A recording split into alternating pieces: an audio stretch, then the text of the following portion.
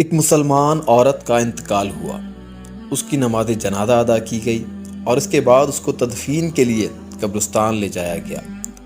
جیسے ہی قبرستان لے جانے کے بعد اس عورت کی میت کو قبر میں ڈالنے لگے تو اچانک سے وہاں سے ایک سانپ نمودار ہوا۔ سب وہاں کھڑے لوگ بہت زیادہ خوف زدہ ہو گئے۔ چنانچہ وہاں مشورہ یہ ہوا کہ ایک اور قبر کو کھودا جائے اور اس عورت کو اس میں دفن کیا جائے۔ یوں ایک اور قبر کو کھودا گیا، پھر میت کو اٹھا کر اس قبر کے پاس لے کر آئے اور پھر جیسے ہی دفنانے لگے تو دوبارہ سے اس قبر کے اندر سے بھی سانپ نمودار ہوا۔ وہاں کھڑے لوگوں کے دل حلق میں آ گئے تھے کہ آخر کیا ماجرا ہے۔ اس مرنے والی عورت کے بھائی اور اس کا شوہر قبر کا عذاب دیکھ کر بہت زیادہ پریشان ہوئے۔ چنانچہ ان دونوں قبروں پر مٹی ڈال کے انہیں بند کر دیا گیا۔ اس کے بعد تیسری قبر کو کھودا گیا اور وہاں کھڑے تمام تر لوگ اس میت کے حق میں استغفار کرنے لگے اور اللہ تعالیٰ سے دعائیں کرنے لگے کہ اللہ تعالیٰ اس پر اپنا رحم اور کرم فرمائے، اور دفنانے سے پہلے جو قبر کا عذاب دکھائی دے رہا ہے اللہ تعالیٰ اپنے فضل سے اسے دور فرمائے۔ بہرحال اب اس عورت کے لیے تیسری قبر کو کھودا گیا اور پھر اس میت کو اٹھا کر اس تیسری قبر کی طرف لے جایا گیا اور اس میت کو اس میں دفنانے لگے تو پھر وہی ہوا کہ وہی سانپ اس تیسری قبر میں بھی نمودار ہوا۔ اب لوگ اللہ تعالیٰ کے خوف سے تھر تھرا رہے تھے۔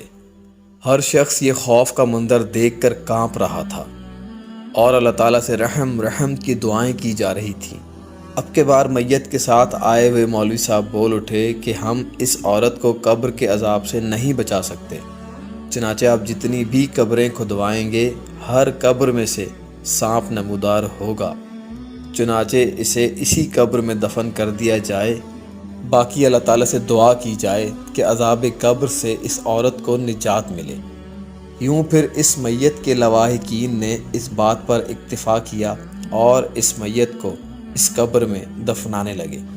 چنانچہ جیسے ہی اس قبر میں اس عورت کو دفنانے لگے تو وہ سانپ ہٹ گیا اور میت کو اس قبر میں رکھ کر جیسے ہی مٹی ڈالنے لگے تو پھر سے وہ سانپ فوراً باہر نکلا اور اس عورت کی زبان کو اس سانپ نے پکڑ لیا۔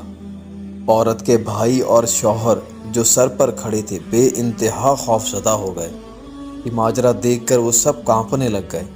اب وہاں باتیں ہونے لگیں کہ ایسا کون سا گناہ اس عورت نے کیا تھا جو عذاب قبر جلدی شروع ہو چکا ہے۔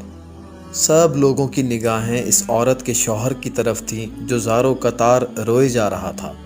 کچھ دیر بعد جب وہ رونے سے چپ ہوا، وہ روتے روتے بولا کہ میری بیوی نافرمان تھی، مجھ سے لڑتی جھگڑتی تھی، مجھے برا بھلا کہتی تھی اور میں صبر کرتا تھا، اسے کچھ بھی نہ کہتا تھا۔ یہ آئے دن گھر میں چیختی چلاتی تھی اور فساد برپا کرتی تھی۔ میں اسے پیار سے سمجھاتا تھا لیکن یہ میری ایک نہ سنتی تھی، اور میں نے کبھی اس کے بھائیوں کو یا اس کے گھر والوں کو یہ بات نہیں بتلائی، بس میں صبر کرتا رہا۔ وہاں کھڑے لوگوں نے اور مولانا نے اس شوہر کو سمجھایا کہ بھائی آپ اس کو معاف کر دیں اور اللہ تعالیٰ سے آپ خصوصی اس کے لیے دعائے مغفرت کریں، تب شاید اللہ تعالیٰ اس پر سے عذاب قبر ہٹا دے گا۔ چنانچہ شوہر نے اپنی بیوی کے لیے اللہ تعالیٰ سے گڑ گڑا کر دعا کی اور تمام مجمع کے لوگ اس عورت کے حق میں مغفرت کی دعائیں کرنے لگے۔ اللہ تعالیٰ کا فضل ہوا اور دعا کرتے ہی وہ سانپ جو قبر کے اندر موجود تھا وہ غائب ہو گیا۔ اس عورت کے بھائیوں کو اور شوہر کو اطمینان ہوا اور سب نے قبر پر مٹی ڈالنا شروع کر دی۔ شوہر کی اطاعت اور فرما برداری عورت پر فرض ہے۔ ایک صحابیہ عورت کے والد کا انتقال ہوا لیکن وہ اپنے شوہر کی اجازت کے بغیر اپنے والد کے انتقال میں جنازے میں نہیں شامل ہوئی، تو رسول اللہ صلی اللہ علیہ وسلم نے فرمایا کہ اس عورت کے اس عمل کی وجہ سے کہ وہ اپنے شوہر کی اجازت کے بغیر گھر سے باہر نہیں نکلی، اللہ تعالیٰ نے اس کے باپ کی مغفرت فرما دی ہے۔